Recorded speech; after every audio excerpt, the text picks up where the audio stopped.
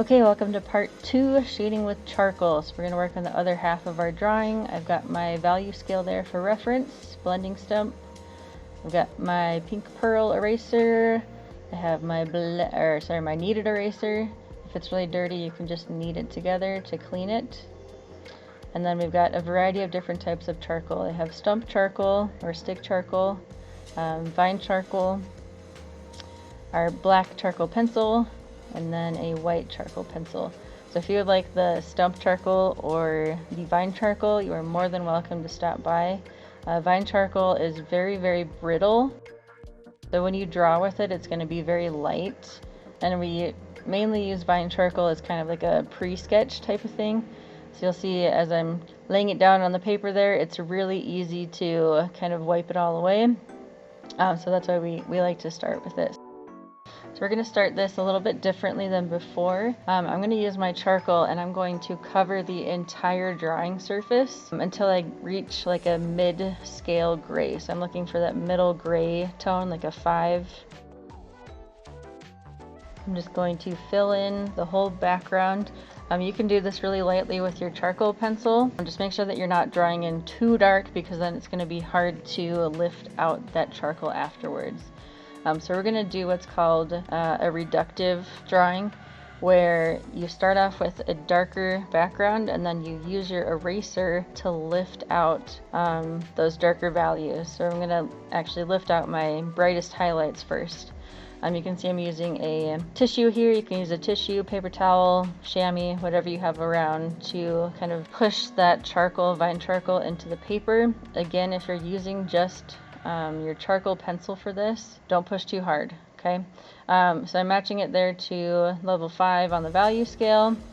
I'm using the stump charcoal, or my compressed charcoal stick, to deepen down the values a little bit more. You saw when I wiped my finger on just the vine charcoal, it lifts up very easily. So I'm just using a little bit more of that compressed charcoal to bring that overall value down just a little bit more. So we're essentially just toning our paper right now. I'm showing you how you can use your charcoal pencil, again, very lightly.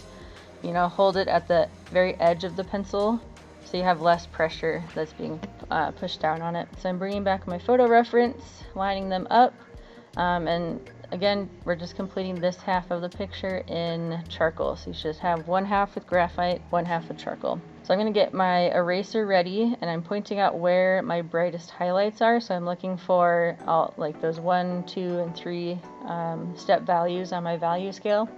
And I'm going to go in and start erasing them, so pulling up that value. So I want to bring that value lighter now instead of darker. You can see on the sphere I'm using kind of a circular motion to kind of mimic that circular form.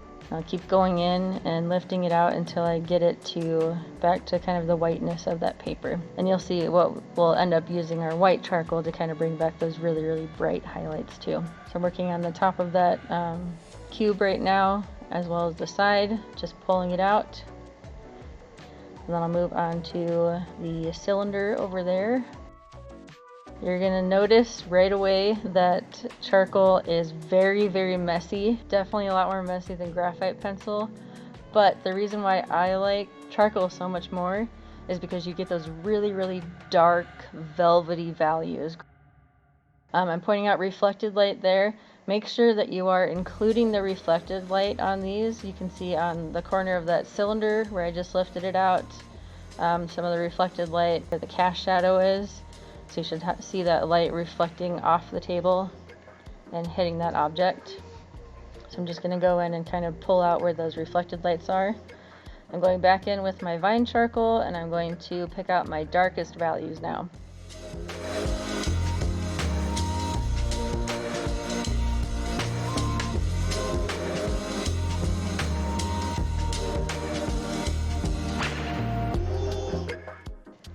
So now I'm putting in my cast shadows. You can see with the vine charcoal, again, it lifts up really easily.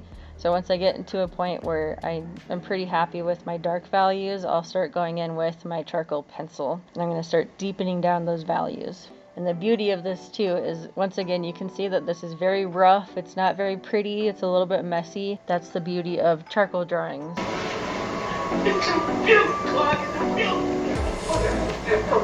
Is you can just slap in those values really quickly, get your highlights, get your shadows, and then you start kind of refining it and finessing it as you get closer to finishing the drawing. And going back in with my kneaded eraser to lift out more of those light values that I lost a little bit, and then going back in and kind of blending everything out.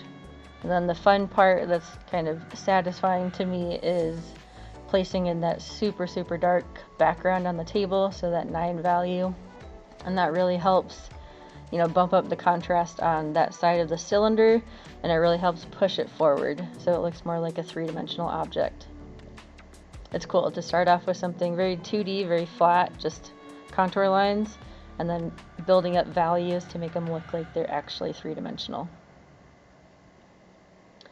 So my blending stump is dirty, so when it gets that dirty, you just have to rub it on a piece of paper, piece of scrap paper, until most of that charcoal comes off, and then you can keep reusing it. So I like to keep just some spare pieces of paper with me. Another reason why I love charcoal so much is because you can work super fast with this. You'll probably notice that I've gotten down those dark values, highlights, midtones much quicker than I did with the graphite pencil. Again, that's just why I have a slight predilection towards it. One more quick little thing, I would highly suggest that you just fold your paper completely in half, unlike what I did in this video, so you don't have to worry about getting the charcoal on the graphite side or the graphite on the charcoal side. So just make sure to just fold it in half so you don't even have to worry about those two mediums intermingling together. So I'll do a time lapse for the rest of this, and then I'll check in with you at the end.